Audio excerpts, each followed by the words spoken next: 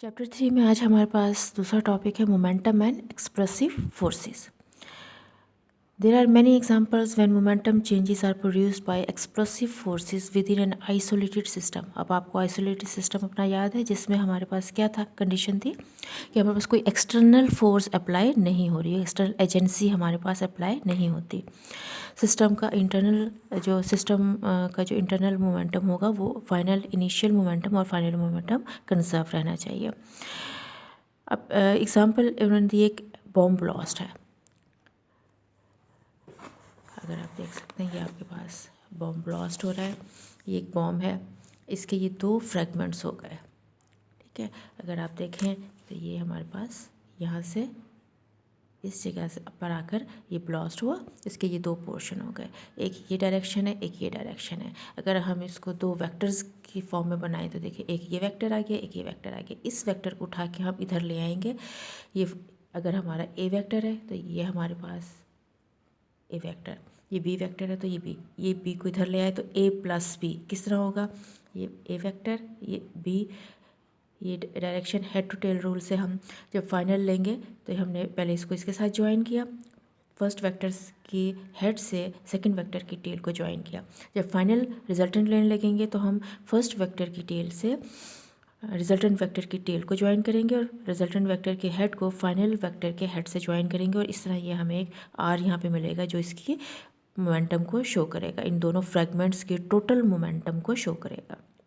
Initial जो इसका blast से पहले था और जो बाद में ब्लास्ट होने के बाद इन दोनों फ्रैगमेंट्स का था, दोनों इक्वल होने चाहिए। When a shell explodes in mid-air, its fragments fly off in different direction. The total momentum of all its fragments equals the initial momentum of the shell. आपके पास घर में ही ऐसा हुआ होगा कि कभी आपके हाथ से चाय का कप टूट के गिरा हो या गिलास टूट के गिरा हो, तो आप देखते होंगे कि जिस जगह वो गिरता है सिर्फ वहीं आपको उसके फ्रैगमेंट्स नहीं मिलते बल्कि दूर दूर तक मिलते हैं, तो वो मुख्तलिफ डायरेक्शंस में फ्लाई ऑफ करते हैं। लेकिन जब उसका अगर हम मोमेंटम फाइंड आउट करें तो हमें जितने भी फ्रैगमेंट्स होंगे उन सब के मोमेंटम को एडअप करें तो हमें अपने इनिशियल मोमेंटम के वो इक्वल मिलेगा। Suppose a falling ball explodes into two pieces, the momentum of the bomb fragments combined by vector addition equal to the original momentum of the falling ball. ये जो मैंने अभी आपको बॉम्ब से का दिखाया है। अब हम एक और एग्जांपल लेते हैं। Consider another example of bullet of mass M.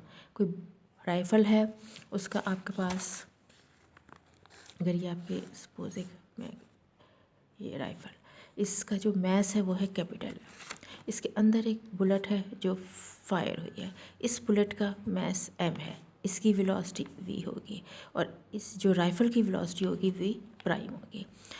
यानी आपका जो मोमेंटम इसका राइफ़ल बुलेट का होगा वो होगा एम वी, और जो राइफ़ल का होगा वो आपका होगा एम वी प्राइम। ठीक है, अब फायर होने से पहले इनका ज़ीरो होगा क्योंकि वी तो दोनों की क्या हो है, ज़ीरो है, दोनों स्टैटिक हैं, अभी मूवमेंट स्टार्ट नहीं हुई।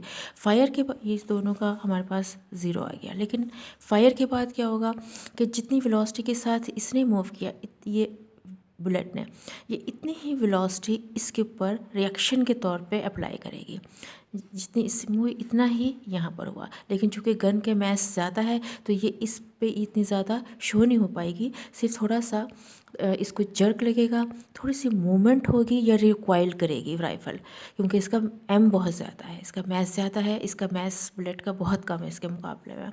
लेकिन जितनी इसकी वेलोसिटी से ये निकलेगा उतना ही रिएक्शन फोर्स, जितनी एक्शन फोर्स होगी उतनी ही रिएक्शन फोर्स राइफ़ल पर आएगी।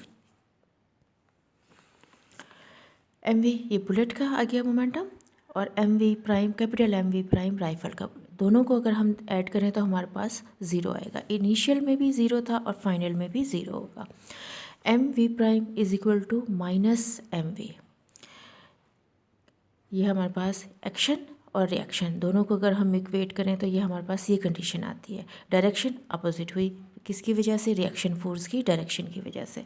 तो यहाँ से हम वी प्राइम की वैल्यू सब निकाल सकते हैं। वी प्राइम जो है हम इधर किया, एम दूसरी तरफ चला गया तो minus M V over capital M. ये क्या शो कर रहा है, the momentum of the rifle is thus equal and opposite to that of the bullet. Since m of the rifle is much greater than the bullet, it follows that the rifle moves back or recoil with only a fraction of the velocity of the bullet. उसके मुकाबले में उसको इतना feel नहीं हो पाएगा क्योंकि mess rifle का ज़्यादा है।